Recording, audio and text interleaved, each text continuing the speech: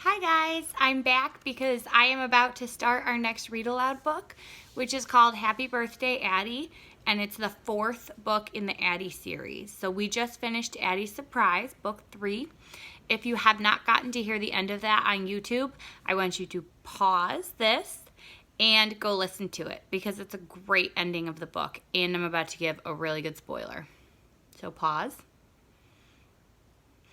Okay.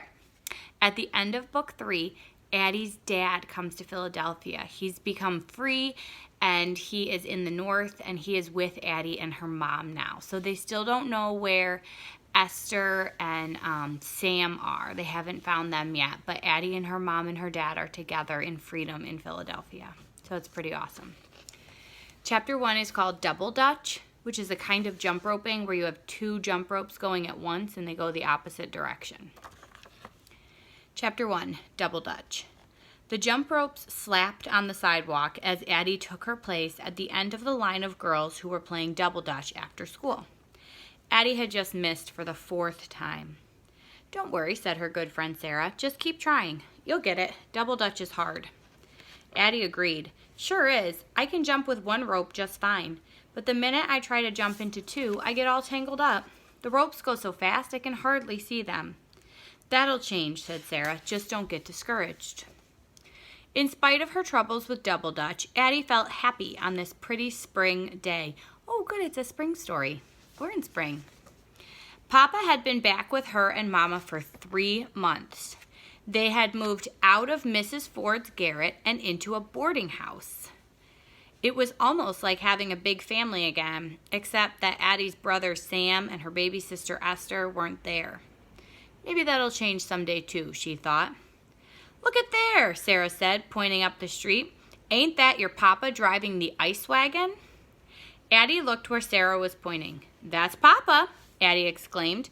"Let's go meet him." The girls took off and raced down the block. I'd probably be asking myself right now, what is an ice wagon? That's not something we have anymore. Here's a picture. "Well, well," Papa said in his deep voice when the girls reached the wagon. "Look what the wind done blown my way. I reckon you girls could use a nice chunk of ice to cool you down." "I sure could," said Sarah, panting from the run. "Me too," said Addy with a smile. Papa got down from his seat. The girls followed him to the back where he opened the doors of the wagon. Inside were huge blocks of ice. It's an ice truck. Addy could feel the moist coolness come from inside. Papa slipped on a pair of thick gloves and took an ice pick from his belt. As he chipped away at the block of ice, glittering slivers flew into the air. He handed Sarah and Addy each a piece of ice the size of a small slice of pie. "If you girls want to ride home, I'm going to be heading that way in a little bit. I got a few stops to make first," Papa said. "Ooh, we'd like to ride. Come on, Sarah," said Addy. "I can't," said Sarah. "I got to get right straight home and help my mama." "All right," Addy said. "I'll see you tomorrow." She was disappointed. Sarah often had to help her mother do the washing that she took in to earn money. Addy and Papa climbed onto the wagon as Sarah left. Papa slapped the reins onto the horse's back, and the wagon moved away from the curb. Addy sat close to Papa, sucking on her piece of ice. It was like holding a piece of winter. Addy had to shift it from hand to hand as it slowly melted and dripped. Papa gave her his huge gloves. "Wear these," he said, "so your hands won't get cold." "I wish Sarah ain't have to help her mama so much," said Addy as she put her gloves on. "I wish she didn't neither," Papa said, "but her family need the money." He shook his head. "I never did expect things to be easy in freedom, but I didn't think things would be so hard either." Addy looked at Papa. His big smile had melted away, and his face looked serious. "When me and Mama first got here, I didn't like Philadelphia at all," Addy said softly. "Mama worked real hard, and I spent most of my time alone in our room. I was missing you and Sam and Esther something awful. But Mama kept saying things was going to get better. It was going to take time for things to change." "Sometimes it seems like change is as slow as this here old tired horse," Papa sighed. "But at least in Philadelphia, things can change for the better." That's true, said Addie, finishing her ice and removing Papa's glove. When we was down on the plantation, there was no chance for things to change. Being slaves was draining the life out of all of us, said Papa, and that's one reason I knew we had to take our freedom. Addie spread out her arms. Here in Philadelphia, it seemed like my world getting bigger and bigger. Sometimes I can't believe I really go to school. I can read and write and do my figures. I used to dream about it, but now it's real. Look at us, Papa. We're riding around the city on a big wagon. This is much better than worming tobacco plants. Which, if you remember in book 1, that's what Addie's job was. She went from plant to plant and pulled the little gross worms off the tobacco plants. And now that she's free, she's going to school and she can read and write.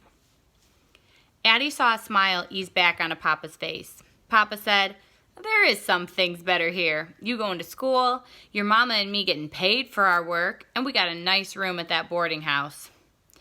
Even though Sam and Esther ain't with us yet, Addie said, you being here done made things much better for me and Mama.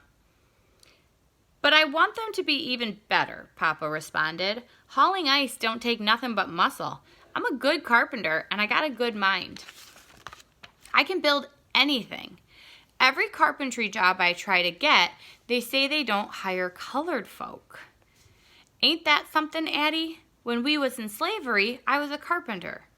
Now I'm free, and I find out these white people up north think a colored man ain't good enough or smart enough to drive a nail. That ain't fair, Addie said. Sure ain't, Papa said, but that's the way it is. Here's the picture of Addie talking to her Papa as they're driving the ice truck. Papa made 2 deliveries before he came to his last stop at Natkin's confectionery shop. Addie could see a group of white girls about her age sitting at a table eating ice cream. She had walked by this shop once with Sarah, and Sarah had told her they sold ice cream here. Back then, Addie had not even known what ice cream was. But at the church social a few weeks later, Addie had her first taste of it. She loved it. It was creamy and sweet and cold. Without thinking, Addie blurted out to Papa, "Oh, sure would be nice to have some ice cream now." As soon as the words had flown out of her mouth, Addie felt awful. She shouldn't ask Papa to spend money on fancy treats. She also knew that this shop didn't serve black people. She looked again at the group of girls talking happily inside. Papa glanced where Addie was looking. He didn't say anything as he climbed down from the wagon. Addie watched Papa lift a huge block of ice with a pair of large tongs. He rested it on his shoulder, headed down the alley, and went in the side door of the confectionery. On his way out, Papa stopped to talk to a white man who gave Papa a friendly pat on the shoulder. "Was that Mr. Natkin?" asked Addie. Papa climbed back into the wagon. "Yes," he said. "I'm telling you, Addie, this is some kind of freedom. I can deliver the ice to make ice cream, but I can't even buy my own daughter a dish of it."